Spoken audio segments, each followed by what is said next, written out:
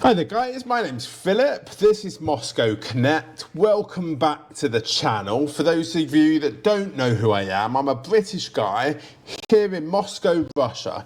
And in today's video, we're going to be doing something slightly different. Now, for those of you that may not know a bit about me, I absolutely love travel. I've always had a passion for travel, and to date I've visited about 170 countries in the world.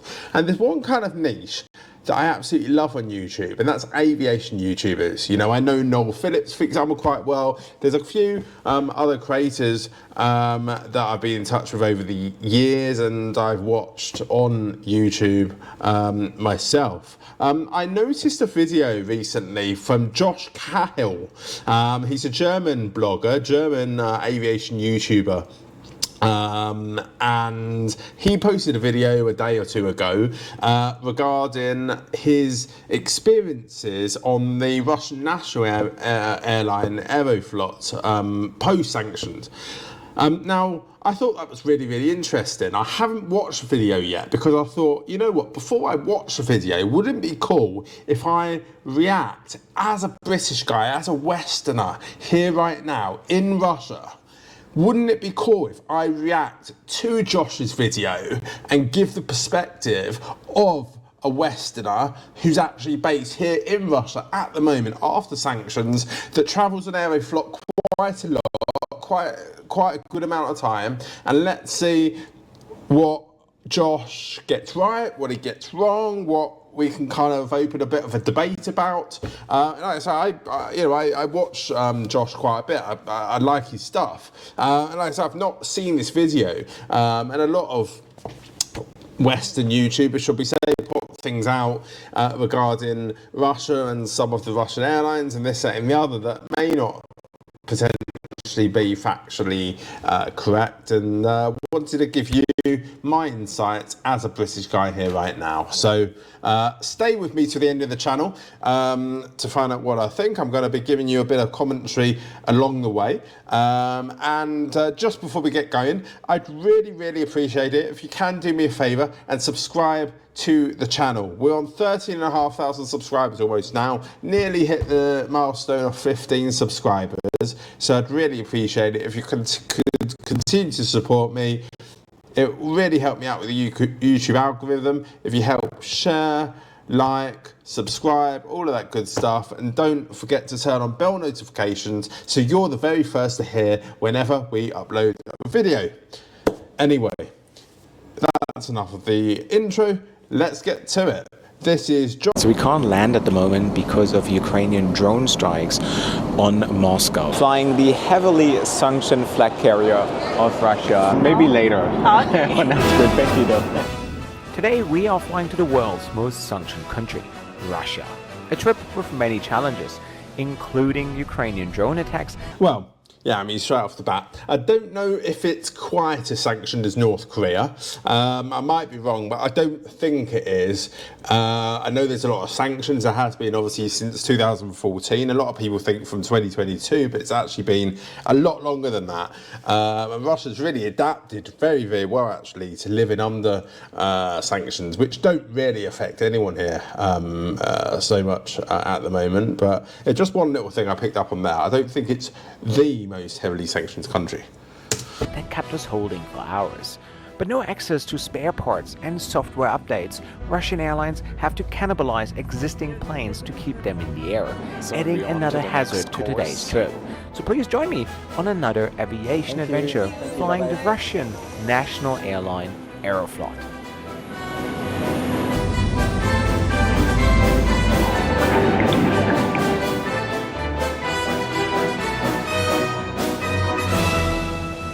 To the channel, my name is Josh Cahill, a multi-award winning aviation YouTuber with over 500 million views, and I love to hold airlines accountable for the promises they make. My favorite hobby? Featuring unique airlines from all over the world. I organized Afghanistan's first all-female flight, and I'm also... I mean, he does really well, Josh. He's got a pretty big channel, almost 1 million followers. I think it's really cool stuff, that he puts out, as do a lot of other YouTubers. Like I say, I really love Noel Phillips, some of the stuff that he does. He's on almost 750,000 now. And yeah, there's a few others. Also, Sam Choi from the US, another really big one. But it's really good, engaging content. Enjoy it a lot. Proudly banned from Qatar Airways.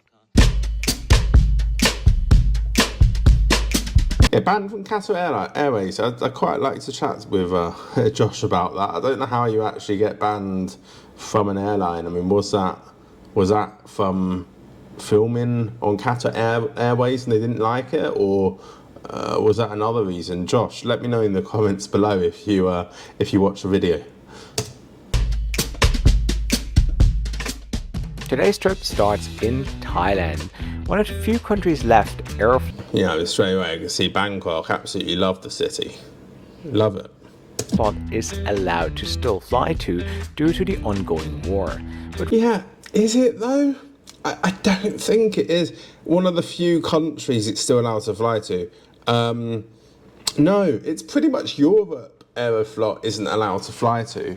But most of the rest of the world, I mean, when you're talking Asia and the Middle East, there's many flights. And you won't see these commercially. I think Josh probably will discuss this now, looking at what's on the screen in front of me on Skyscanner and all that. He's probably going to say, no, you can't find it on Skyscanner, you've got to go via other means. Yes, you have to go via the websites. But I wouldn't say it's one of the few countries. I still think there's a lot of locations you can fly to on Aeroflot. Russian Airlines flights don't show up on the usual booking websites anymore, and due to the financial sanctions, it's even harder to purchase them. So how did I manage to book myself on Aeroflot? Well, I found a website called city.travel, based in Dubai, and they still let you book them, just in case you're wondering. Yeah, so it is, it is pretty hard now to book on Aeroflot. Josh is definitely correct about that one. Obviously, if you're a Russian citizen or you're a resident here and you've got a Russian bank card, it's no problem. You just go on to aeroflot.com or .ru, I can't remember what it is now, and you can book it no problem. Obviously, it won't be on the usual booking flights like Google Flights or Skyscanner, but there are some third-party companies, most of them are based in Dubai if they're going to offer this, that are still partnered with Aeroflot, and they do let you use an international bank card because obviously as an agency they're based in the Middle East as opposed to in Russia, so they're not subject to as many of those sanctions. So here we are, beautiful good morning from Bangkok, Savannah Boom, flying the heavily sanctioned flag carrier of Russia, Aeroflot. Hey, how are you? I wanted to see if I wanted to upgrade to business class, how much would that be? Yeah. So how much is that in dollars or euros? Actually, we are only accepting Thai baht, yes. It's not for the group. All right, can I pay it by card? You're not Russian card? No, international card. Yes, you can pay. Yeah, perfect. The flight is full, it seems, right? No, not quite full today. Not quite full today. Yeah, so you can use an international bank card outside of Russia. So if you're at an outpost in whatever country it is and it's not directly in Russia, they take payments in local currency normally or in USD, and all of the banking is within that country. So definitely right about that. For things like upgrades and extras and things in other countries, international bank cards are not a problem at all. Russian people just show up early, right? Counter 23, right over there. Thank you. Do you take American Express as well? Sorry, cannot. Okay. That's fine. That's all good. Thank you very much. I appreciate it. Bye. Yeah, a lot of places don't accept Amex these days. The fees are just incredibly high. Nothing to do with Aeroflot, by the way. It's just, you know, in general, I find a lot of airlines don't seem to take it outside of the US. So all checked in, and they offered upgrades to business class for a 10-hour flight for 900-ish euros. So I was like, why not? Last time I flew Aeroflot, I did an economy class review. Why not show you their flagship business class on their Airbus A350. And I also need to find some cash, because cash is king in Russia. I'm excited to see this actually, what it's like, or what his sort of view is of it, because in my experience, both now, post sanctions and prior, Aeroflot was always a very, very good airline, really good service. I've always had a good experience on Aeroflot. So let's see what Josh thinks. So I need to get some US dollars, so let me find some. So got myself a couple of dollars, and isn't it ironic how you cannot upgrade with a Russian card on Russia's national airline, but you can only do so with an international credit card? Yeah, the irony, right? Anyways, the plane is... Yeah, I mean, that's just because you're in an international outpost, and all of their banking is done locally. So it'll be Thai bank accounts in Bangkok. They'll have a business registered in Thailand, and they will not accept the local MIR cards. It will all be Visa and MasterCard linked to their accounts. That's the reason for that. As for his comment about cash is king, yeah, it is. If you come in here, it's you can't really change money for Russian rubles outside of Russia too well in too many places. So you are going to need to bring US dollars, and you do need to make sure they're crisp. They only change $100 bills, nothing less than that, and all of the notes have to be in absolute pristine condition. There are other ways to get money here as well, but this video we're not really going to get into that. It might be a bit complicated for this. I mean, we offer an FX service via Dubai, for example, and other things like that in terms of our Moscow Connect business. But other than all of that, yes, you do need cash, and they do need to be crisp USD or Euro notes. They're beautiful looking Airbus A350, the absolute flagship of Aeroflot. Aeroflot's Airbus A350 is the airline's flagship and their most superior product.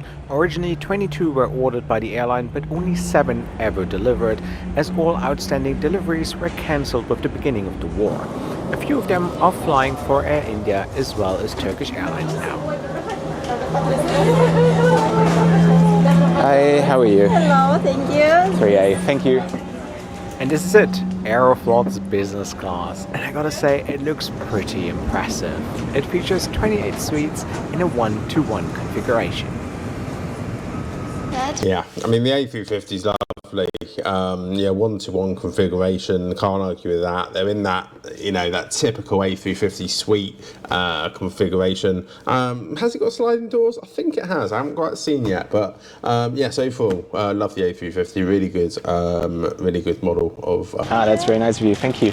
Drinks for you? Maybe orange juice, sparkling wine?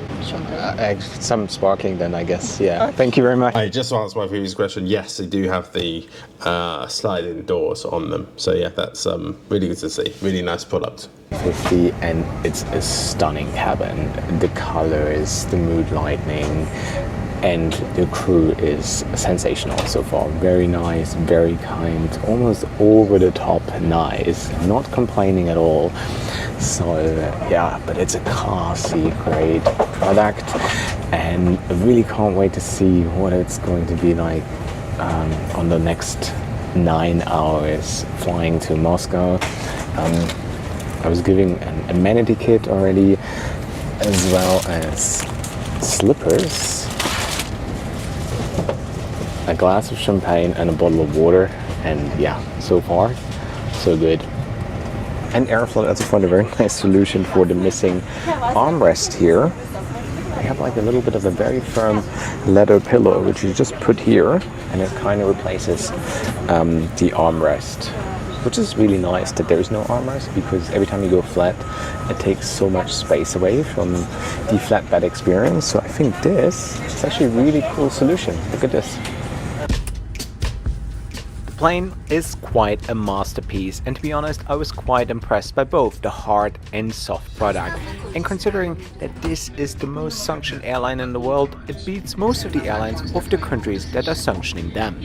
But anyways, a lot of you have asked about the gear I use, so I put together a full list of all the things I use to create these videos. The link is in the description box. Yeah, so here's a question then. Is it the most sanctioned airline in the world? Because I'm pretty sure Koro of North Korea, the DPRK, is the most sanctioned aircraft in the world or airline in the world. I don't think Russia is quite as sanctioned as North Korea, but if I'm wrong, let me know in the comments below.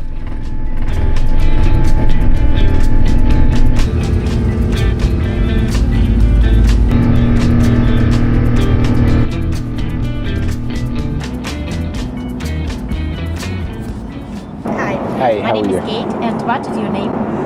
Josh. Josh. Josh. Okay, nice to meet you. What would you like? I think I'm gonna get the salmon. Salmon. Yeah. Okay, and all of this. Appetizer, starter, salad, soup. Yeah. Would you like to try it? Yeah. Let's bring the whole thing. Let's have a and what tasting. about drinks? I'll just get a Coke. Coke. Yeah. Okay. Okay. Thank you very much. Maybe alcoholic drinks? Maybe later. Okay. Oh, that's good. Thank you, though. Very nice. Thank you. So guys, we're a good 20 minutes into the flight. I've just received my appetizer and it looks stunning. It looks really nice. Some cream cheese, caviar, salmon, ham. So I guess for the dining experience, we're in for quite some treats here. I mean, look at this. Look at the caviar. I mean, the best caviar of the world obviously comes from Russia. So let's see. Yeah, I mean, it is Russia, so as I've alluded to in many of my previous videos, they absolutely love caviar. They love to eat it almost all the time. So it's no surprise that Josh is getting that in business class here on Aeroflot Airlines. It's pretty good. So, and we're on to the next course. Some duck.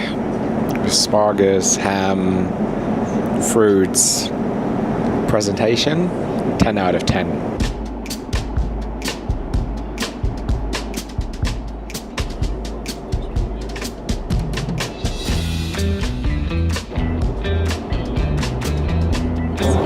Beautiful, thank you. Next course, mushroom soup.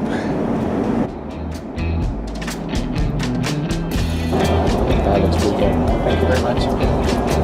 And we're on to the main course.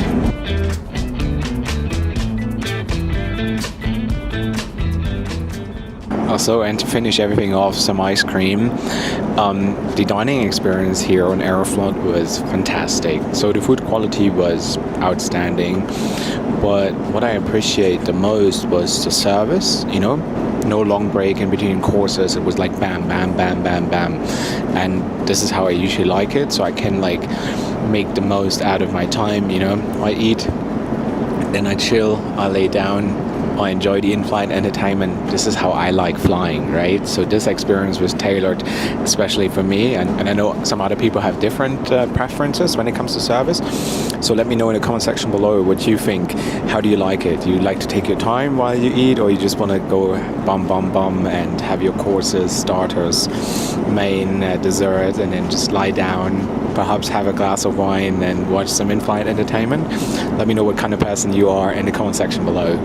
So another cool feature here with this. Yeah, so I mean, one point on that then, yes, yeah, Russia, the absolute, the cuisine is some of the best in the world. The ingredients, the tastes, what you tend to receive is very, very nice. The service in Russia, when it comes to restaurants, isn't the best in the world, I would say. You know, there's a lot of places where I get frustrated because the service perhaps isn't as good as a lot of places, in fact. But when you're paying for a premium product, or when you're staying in, you know, some of the best hotels, or you know, some of the more upmarket places, then of course the service is going to be exquisite.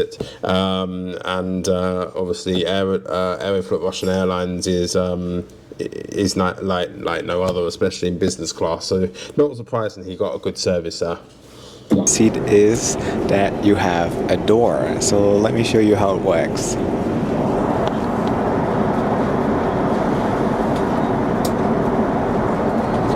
And there you go. You have your own little Aeroflot suite. Full privacy. Very, very lovely.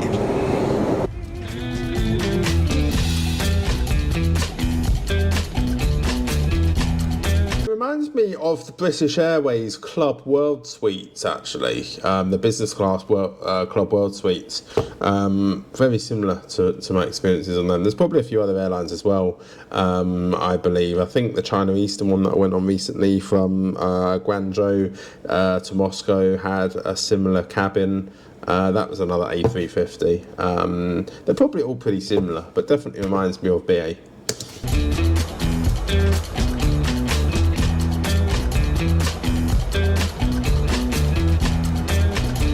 And obviously, we have to talk about the elephant in the room or in the airplane. Questions will come, and people ask me, Josh, during a time of the Russian invasion of Ukraine, should you be flying a Russian airline? And I mean, I've done so in 2023, I think it was. I went into Russia for a little aviation tour, and people have asked me this question. And I think I was guilty of that in the beginning of the war as well. We should not demonize Russians as such. I remember back then I lived in Sri Lanka, so whenever I saw a Russian, I was like, no, I don't want to talk to them. I had this feeling of disgust, hate. Because my grandmother comes from Ukraine, I still have family that lives in Ukraine. My grandmother was involved in World War II as a nurse. She was working for the Red Army, was then captured by the German Army, and then again with the Russians, she lost family. She saw the worst of the worst, and having so much Ukrainian DNA and blood in myself, I was hurt and devastated when the war started.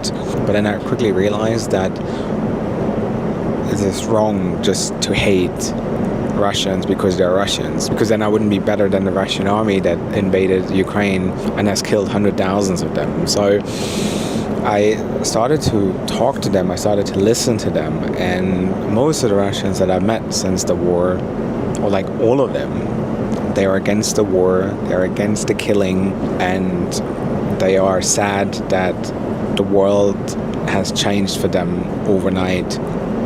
They lost a lot of privileges, traveling got a lot harder for them, and none of them is supporting this war. I haven't met at least anyone. When I was in Moscow, my friends that I have in Russia, they all say, hey, we are against this war, but for our own safety, we can't really speak out about it, and we have to accept it, and we have to move on, and we have to live with it, which I can understand to some extent. And I personally think good journalism is about showcasing, right? Yeah, I mean, George, you talk a lot about a war. It's not a war, it's a special military operation. That's what the government calls it. That's what it is here. Everyone here in Russia knows it as that. And you were saying about having to discuss for Russian people at one point, you can't put a whole nationality into a box, really, of, oh, all Russians are bad because of this. Now, I mean, I personally don't think any Russians are bad. I think there are reasons behind why Russia decided to enter Ukraine under a special military operation. Like I say, everyone's got their own side of the story, their own reasons for things, of course. But again, we won't touch too much on that. I just wanted to correct the subject of war versus. I showcase airlines from the United States, though America has illegally invaded Iraq. I showcase airlines from the Middle East, which execute people for being homosexuals. I have showcased airlines from Singapore, where if you possess marijuana, you will get killed. So if I would involve politics in what I do, well, that's true. I mean, obviously, the UK and the US went into Iraq. I mean, that was an illegal war in itself, wasn't it? We should never have done it. There was nothing to say that there was weapons of mass destruction, and we know now, of course, that there wasn't weapons of mass destruction, and we went in for absolutely no reason at all. I mean, yes, Saddam Hussein had to be taken out, but it wasn't for the US and the UK to necessarily dictate that.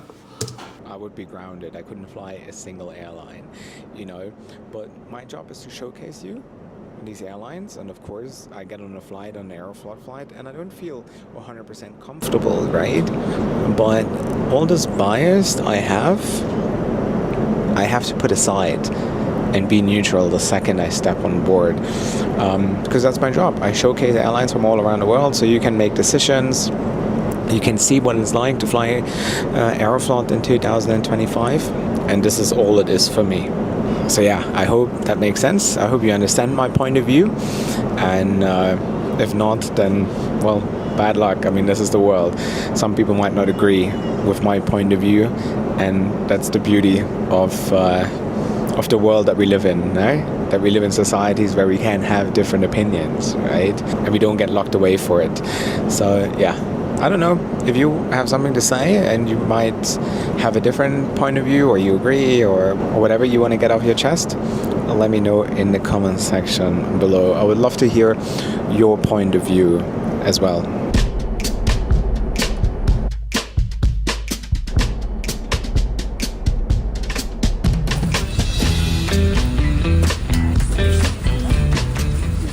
And this is what the flatbed experience looks like here on Aeroflot. Gotta tell you, this blanket is very comfortable, very spacious, because there's no armrest here, and that is in the way. A lot of privacy because of the door. So yeah, that is a really lovely product. Not complaining. What a nice seat, no?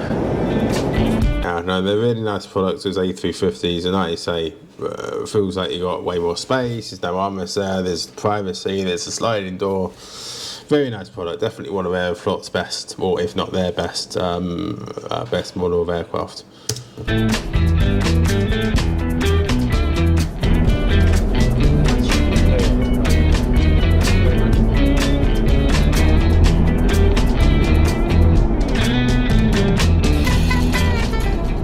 So this is very interesting. We had roughly an hour to go to Sheremetyevo in Moscow, and now we have entered a holding pattern.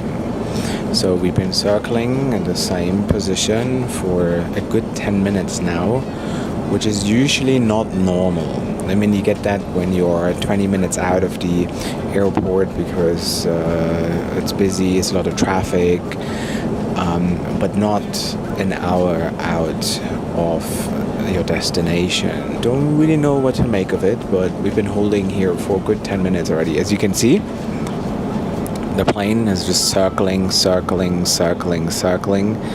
and doesn't seem like we're going anywhere at the moment. So we are still circling, so still holding position, and it's been a good 20 minutes now. So I asked the crew whether they are aware of that, and she said, yeah, you know there's a war. I said, yeah, I know there's a war.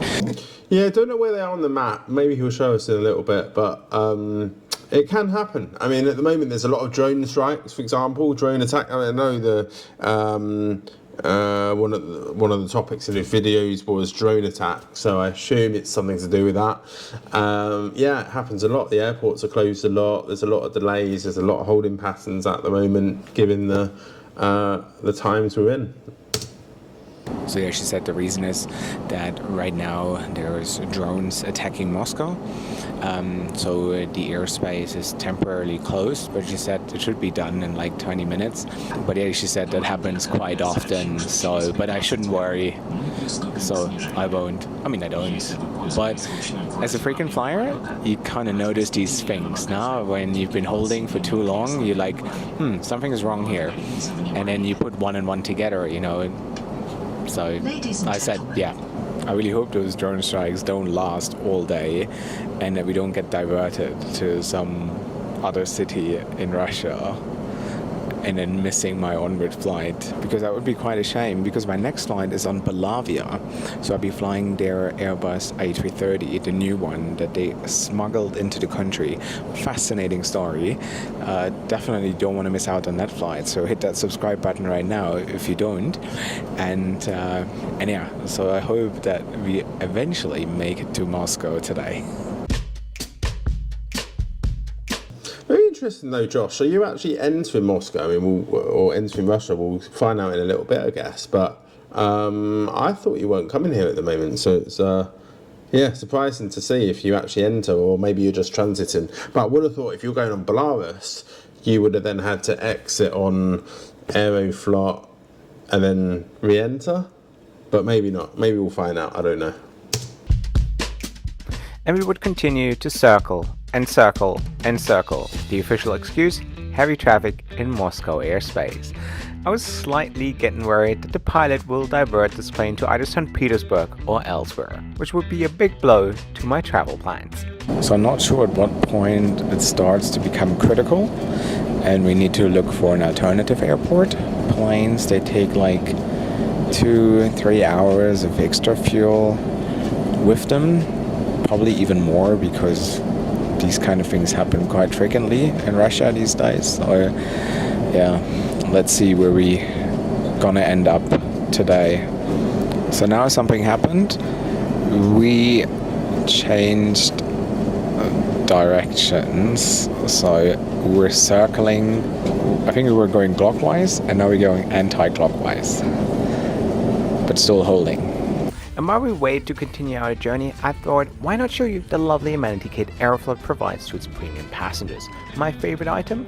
Hydrogel eye patches, a must-have item for every Russian influencer model.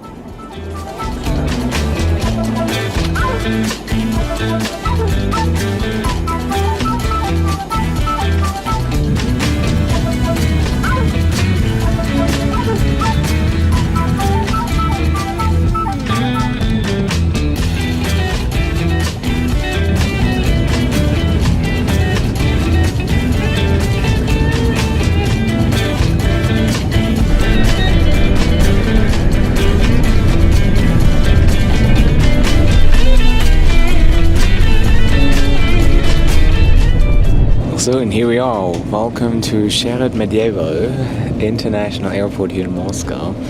And my F-geek eyes spotted an Yushin. Yeah, it's actually Sheremetyevo airport.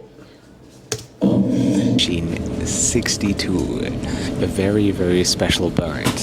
And yeah, you see like 747s here, you see one of those 350s that is being cannibalized for spare parts. You see a lot of amazing stuff here. Sukhoi Superjet, Yushin 76. Yeah, I'm a huge fan of all those Soviet Yushins and Tupolevs. Yeah, he's right about that. There's a lot of interest in aviation things in Russia. I mean, a lot of former Soviet and USSR aircraft that are still in existence. So really interesting aircrafts to see and explore. And I'm always very happy when I get to see them. It's incredible. Very good. Thanks to you. Very lovely. Thank you for everything, huh? All the best and enjoy your birthday, huh? All right. See you. Bye-bye. Thank you. Thank you. Bye-bye.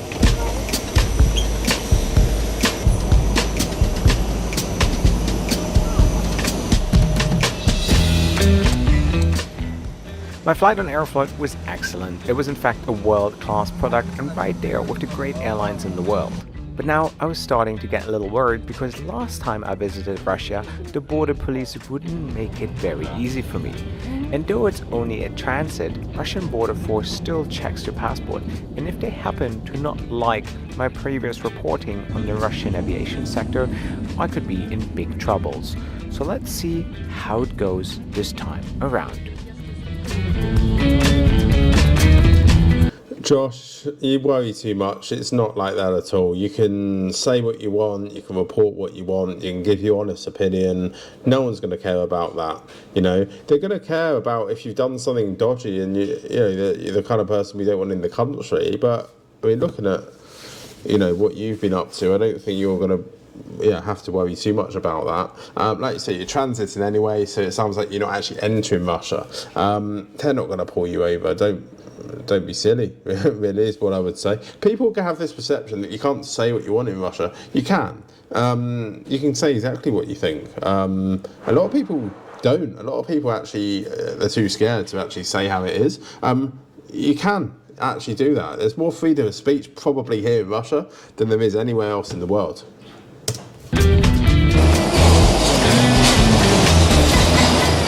So every time I come to this airport, something is happening. The last time I was interrogated for 3 hours before being allowed to enter the country. And my previous visit, I flew Nordwind and I was transiting here. And I arrived to, I think, midnight. And nobody was at the transit desk. So I was stuck there for a good 3 hours, and you guys actually had to help me to get out of there because you started messaging their social media accounts to get someone to get me through the transit. So let's see what we get today.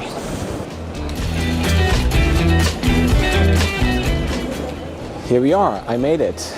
I was literally the only transit passenger in the entire airport. Back in the days, you would have heaps of transit passengers because a lot of people would fly Aeroflot because they had some of the most competitive prices. And now I'm the only one in 2025. So, but here I am in the duty-free store, and you still find all the Western brands here. Yeah, and you don't really get that anymore, and the price is definitely uncompetitive. Actually, now they're probably some of the most expensive airfares in the world. Actually, when you look at Aeroflot in comparison to some other airlines, especially if you're going, say, from Moscow to Asia, Moscow to the Maldives, some of these places, you find it really expensive, especially some of the premium cabins, like business class, for example. Yeah, there are other options, so it's not surprising that transit-wise, why would someone transit on it when they can take a direct flight cheaper on another airline? Obviously, heaps of vodka, but then all the classics, Hendrix, Jameson, and of course, all the Western chocolate, Kinder, Oreo, Lindt, M&M's. So if you think you can't get stuff here because of the sanctions, think twice. Yes, Josh, we have all of the Western brands here. And that's something a lot of people assume isn't the case, but it is. You go to most places now in Russia. I mean, I did a supermarket video the other day showing you that they still have Coca-Cola, they still have a lot of these brands that essentially chose to leave Russia. They're still here, and you go most places, you'll find brands here. Of course you will.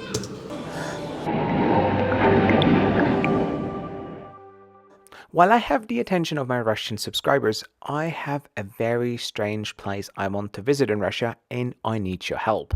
It's called Dixon, and it is the northernmost settlement and airport on the continental mainland.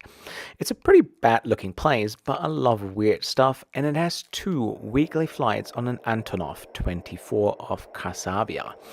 I know I need a permit to visit, but if someone can help me plan this, please reach out via email. That would be much appreciated. Thank you very much. Josh, I've reached out by email. We've had a bit of a conversation, and you highlighted some reasons why you don't want to come here to Russia. I was actually trying to plan something with you. Bit of an interesting comment to make. Maybe you want to go and sort of re-look at that email and reach out to me again. But I certainly did reach out to you, and I'd be happy to look at doing a collab with you perhaps, or, you know, getting something arranged with you, as I have all the ways to obviously facilitate that here in Russia. But it's up to you, of course. Thank you very much. Damn. You have a caviar and oyster bar there, like proper Russian caviar. Unfortunately, my card is not working here, so I can't take advantage of it. And also, if you think Western brands left Russia, no, they're all here, especially the German ones. Yeah.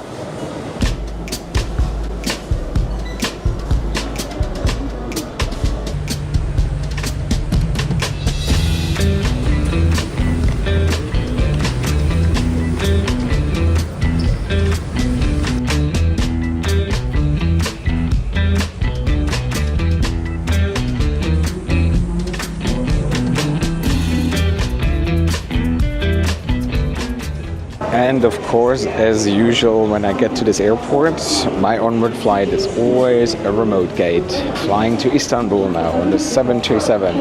And usually it's a very short flight. You could just fly over Ukraine, over the Black Sea, straight into Istanbul. But because of the war, you have to go the long way around the Black Sea. So yeah, a few extra hours.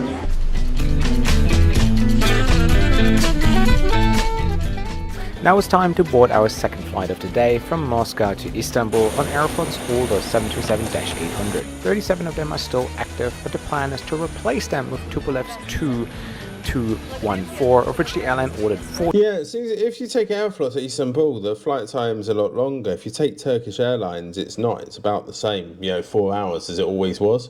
I think it's something to do with the sanctions and not being able to fly over certain airspace as an Aeroflot plane, whereas if you're a Turkish plane, you are allowed. So always when you go from here in Russia to Turkey, it's actually better taking Turkish from Vnukovo Airport. But yeah, sometimes you gotta just calm down and look the other way. But yeah, this plane is 9 years old. Obviously can't compare it to the comfort of the Airbus A350. But yeah, very much looking forward to see what the next 5 hours have in store for us here on Aeroflot.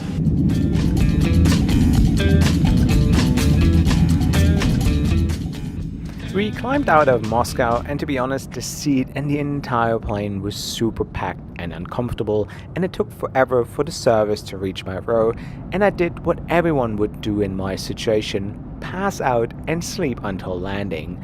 And that was by far the most comfortable way to get through this trip. And I was very proud of myself when I saw that I managed to get 4 hours of solid economy class sleep.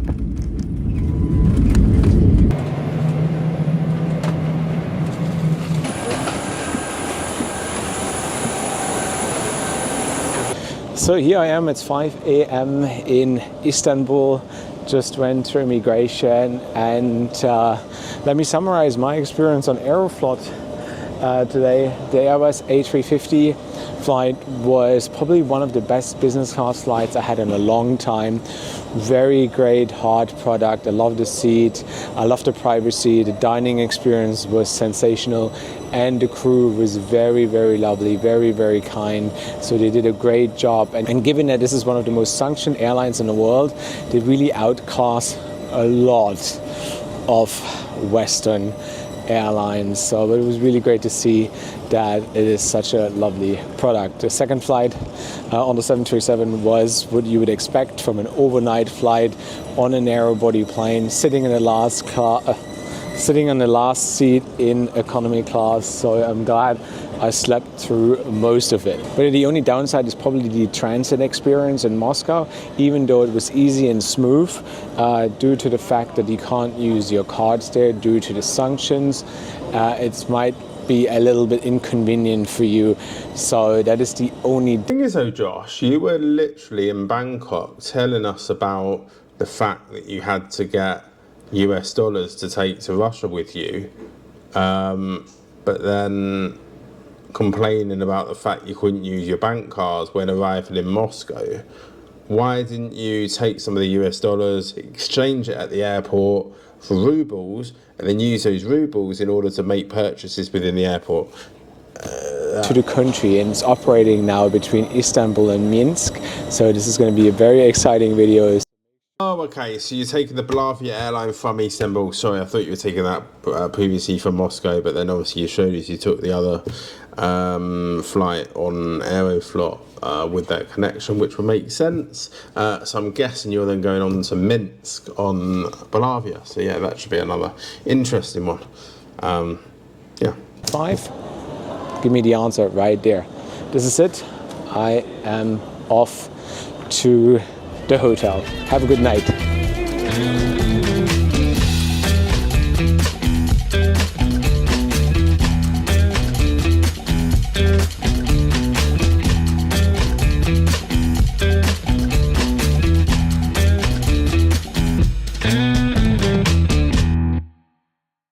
Very, very, very good video, Josh. Enjoyed most of that. There was a little bit we had to obviously put you straight on throughout that, factually or things, you know, giving my take as a Westerner that's actually based here in Russia. But like I said before, I'd emailed you about doing some stuff over here, and you seem to come up with a reason why you don't want to be doing that at the moment. But if that's changed, come back to me. I'd absolutely love to do a collaboration with you over here.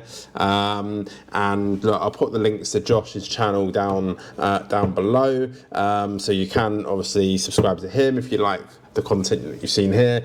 Also subscribe to my channel if you want to see more of these style of videos or want to see what life is actually like as a Westerner based here in Moscow, Russia. We're almost at 15,000 subscribers now.